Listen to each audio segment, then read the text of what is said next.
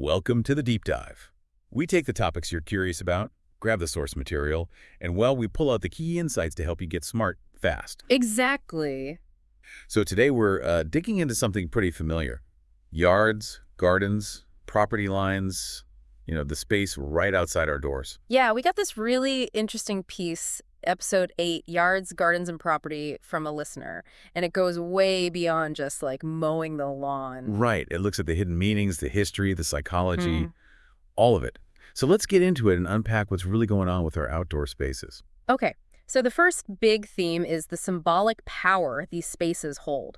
And right off the bat, the source makes it clear that owning land, that whole concept, isn't neutral. Not at all. It dives straight into the history, linking property ownership to, the displacement of Indigenous peoples. That's a heavy start. It is. And it also mentions things like redlining, those discriminatory housing practices, and how access to land in the U.S. has been racialized for a long time. So concepts we might think of as just history, like homesteading or manifest destiny. Right. The source frames them not just as expansion, but also as tools of erasure, wiping away prior claims, prior ways of life.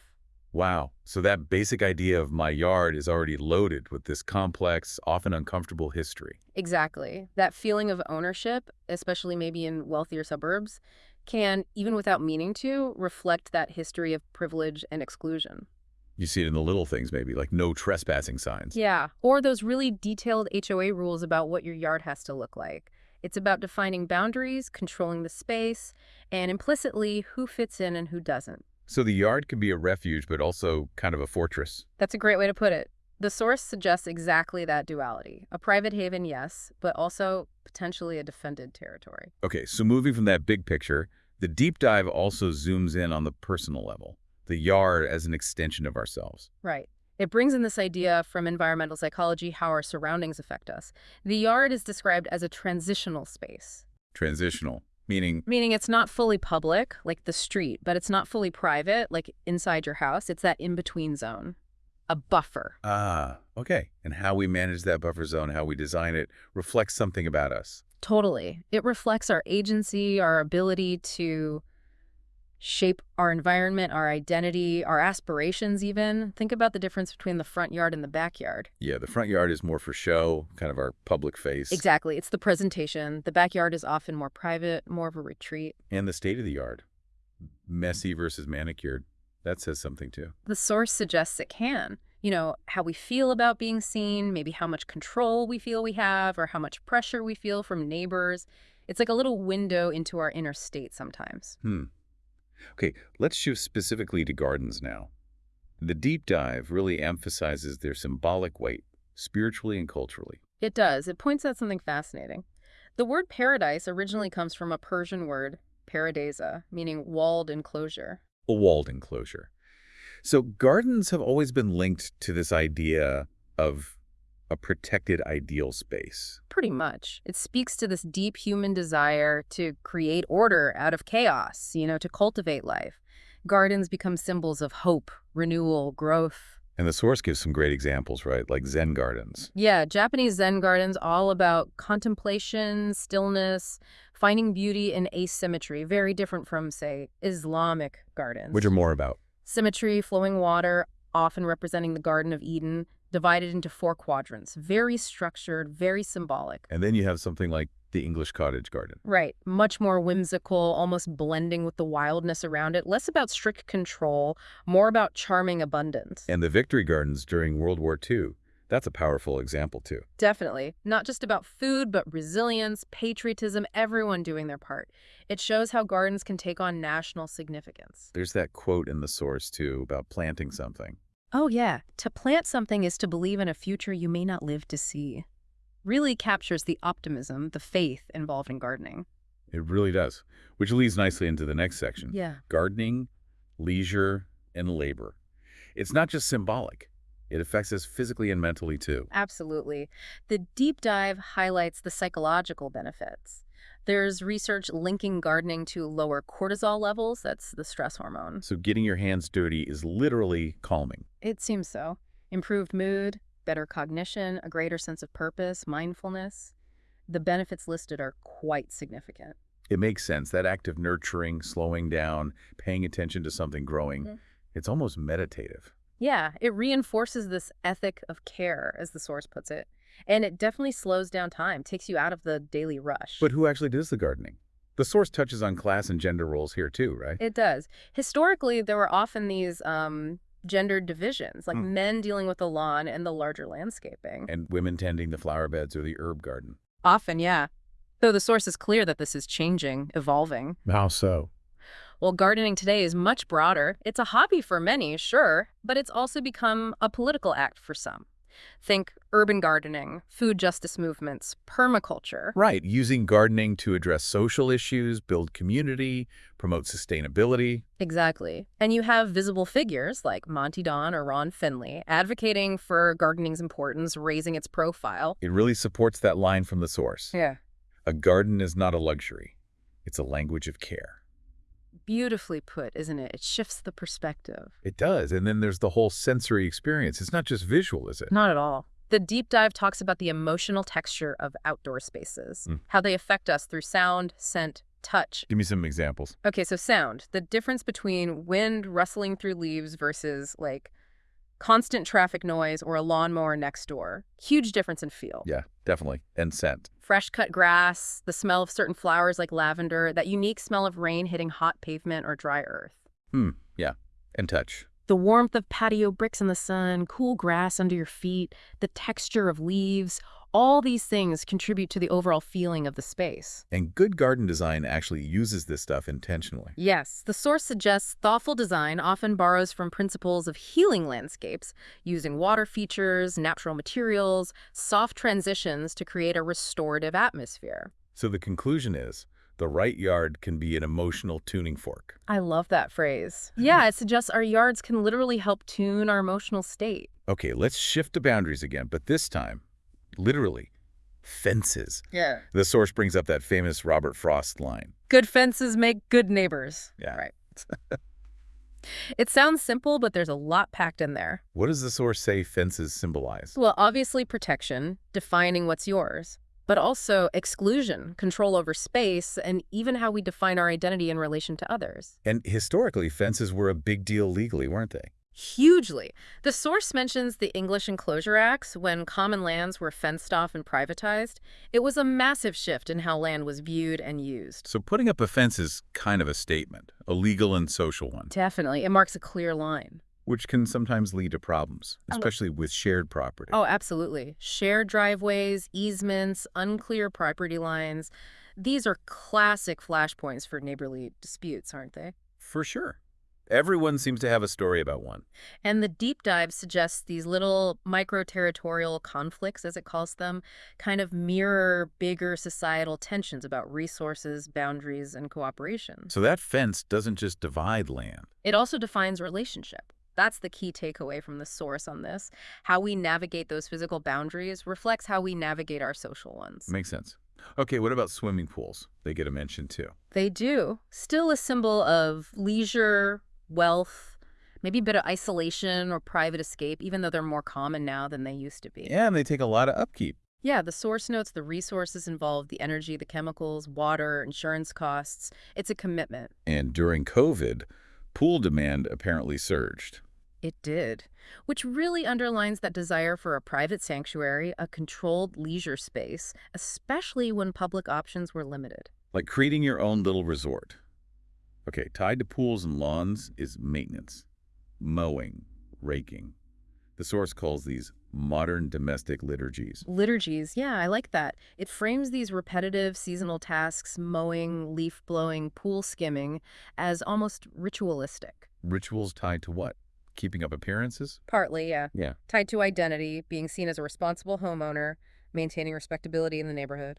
And HOA rules or just neighborhood norms can really ramp up the pressure, can't they? Totally. It turns maintenance into a kind of moral performance. You're judged by the state of your yard. So maintenance isn't just about function, it's about fitting in. That's the gist. It's about adhering to those community standards, spoken or unspoken. All right, let's talk driveways. Seems purely functional, but maybe not. The deep dive argues there's more to it. Yes, parking cars, maybe kids playing hoops, but it's also the entrance, the threshold to your identity in a way. How so? The number of cars, the type of cars, how neatly they're parked. It sends subtle signals about the household. And like fences, shared driveways, potential trouble. Definitely a common source of friction if rules aren't clear or respected. So the driveway is, what did the source say? Both a threshold and a mirror of how we manage access, movement, and control. Practical and symbolic. This brings us to a really important point, accessibility. Not everyone experiences these outdoor spaces in the same way. No, absolutely not. And the source really emphasizes this. Think about challenges for people with disabilities, uneven paths, steps, lack of ramps. Or restrictions on kids' play, maybe. Less freedom than there used to be. Yeah, concerns about safety, maybe more supervision, and also safety concerns for women or gender diverse people feeling vulnerable or overly visible in outdoor areas. And there's the bigger picture of unequal access to green space in cities, too. Exactly. Lower income neighborhoods often have far fewer parks, trees, less pleasant outdoor environments overall. More pavement, more noise. It really drives home that final point in the section. Yeah. Outdoor domestic space reflects larger questions of who gets peace, who gets air, and who gets seen. It connects our little patches of land to much bigger issues of equity. Powerful stuff. Okay. Shifting to the science and engineering side, landscaping choices matter ecologically. Big time. What you plant, how you manage your yard affects water use. Pollinators like bees and butterflies, the urban heat island effect. Heat island effect. Yeah, where paved areas and lack of trees make cities hotter. Your yard can either contribute to that or help mitigate it. It even affects carbon sequestration, how much CO2 your plants absorb. And the big contrast here is usually lawns versus native plants. Right. The source paints traditional lawns as often being resource intensive, needing lots of water, fertilizers, pesticides, and not great for biodiversity.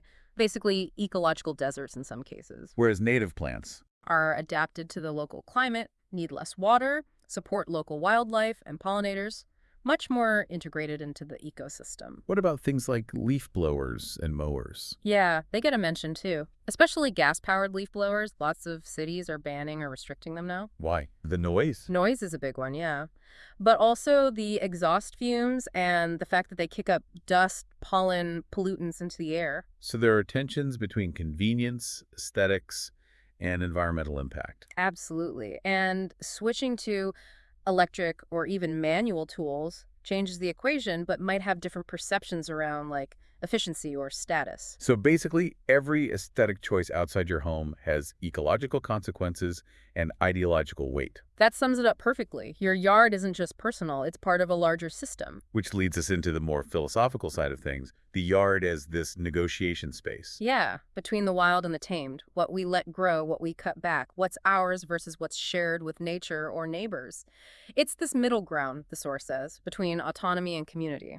So stepping into your yard is like stepping into your beliefs made physical. Kind of, yeah. Beliefs about nature, control, order, beauty, belonging. It's all reflected there in some way. And the source brings in folklore and magic, too. It does. How gardens and thresholds are often seen as magical spaces in different cultures. Fairy rings, wishing wells, sacred groves, even spirits associated with the home or garden, like the Slavic domovoi. It adds this layer of wonder, doesn't it?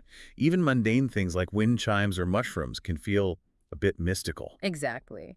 The backyard is where rational space meets wonder. That's the lovely phrase used. And how have yards and gardens shown up in literature and art? As powerful symbols, think of the secret garden innocence, healing. The Great Gatsby, the lawn, representing wealth, memory, loss.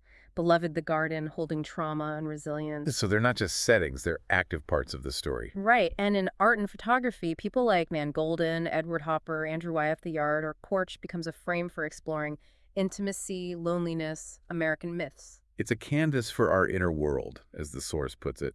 Nicely said. What about gathering spaces? Fire pits, BBQs? Yeah, the return of fire to the backyard. Fire pits, outdoor kitchens, grills, they've become these modern hearths, really. Spaces for ritual, storytelling, bonding. And sometimes old patterns emerge, even there. The source notes that, yeah. Like traditional gender roles around who does the grilling or hosts outdoors might still play out in some families or cultures. So the fire pit is the new hearth, but it's still shaped by old hierarchies. Interesting. And finally, the deep dive considers the opposite, the empty yard, the neglected space. What could that signify? Well, it could be many things. Maybe depression, overwhelm, disconnection, a feeling of surrender. But the source also suggests it could be intentional. Intentional how? like a refusal to play the suburban game of keeping up appearances, or maybe a conscious choice to let nature take over, a kind of passive resistance or rewilding. So not all yards are about beauty. Some are about letting go. Another really insightful point. It covers a lot of ground, this source material. It really does. And to wrap things up, it leaves us, the listeners, with some questions to ponder about our own spaces. Yeah, really good ones for reflection. Like, what does your yard or garden say about your relationship to the outside world? Is it open, closed off, something else?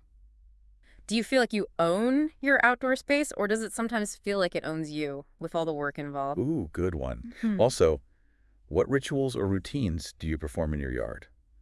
Mowing, watering, just sitting. And are they meditative for you, or performative, or just plain exhausting? Have you ever had a conflict over a boundary, a fence, a tree, a driveway? What did that whole situation reveal about you, your neighbor, the situation? And maybe the most personal one. What would your ideal garden look like? Not what you think it should look like for others, but what would genuinely nourish you.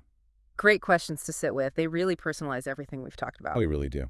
So as we finish this deep dive, it's clear that yards, gardens, property, they're incredibly complex. Yeah. So much more than just land. Absolutely. Packed with history, symbolism, personal meaning, enological ties, all of it. And that final thought from the source really sums it up.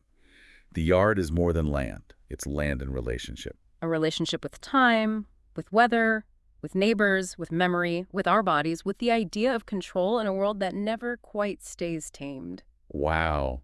A perfect place to end. We hope this encourages everyone to look at their own outdoor spaces with fresh eyes. Thanks for digging in with us.